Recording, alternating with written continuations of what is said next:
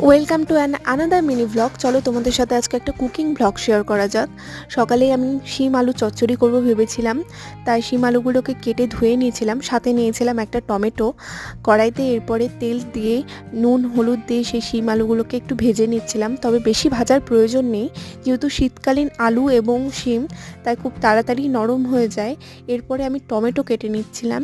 টমেটোগুলোকে খুব কুচি করার প্রয়োজন নেই, একটু মোটা মোটা থাকলেই ভালো, এতে চচ্চড়ির টেস্টটা আরও এনহ্যান্স হবে। এরপরে আমি মশলা হিসেবে নিয়েছিলাম কাঁচা লঙ্কা, সর্ষে এবং পোস্ত। পোস্তর পরিমাণটাই বেশি ছিল এবং সর্ষে হিসেবে আমি সাদা সর্ষে নিয়েছিলাম, এতে তেতো হওয়ার চান্সটা থাকে না। আর আমাদের বাড়িতে যেহেতু আমরা 3 জন মানুষ, তাই আমি শিলপাটাতে মশলা করতে বেশি প্রেফার করি। তারপর সেটাকে চচ্চড়ির মধ্যে মিশিয়ে দিয়েছিলাম। ওভারঅল লুকটা দারুণ এসেছিলো এটার। আর আজকের প্ল্যাটারটা ঠিক এইরকম ছিল চাটনি, শিম আলুর চচ্চড়ি আর আলু ভাজা আর পালং শাক দিয়ে ডাল। That's it for today.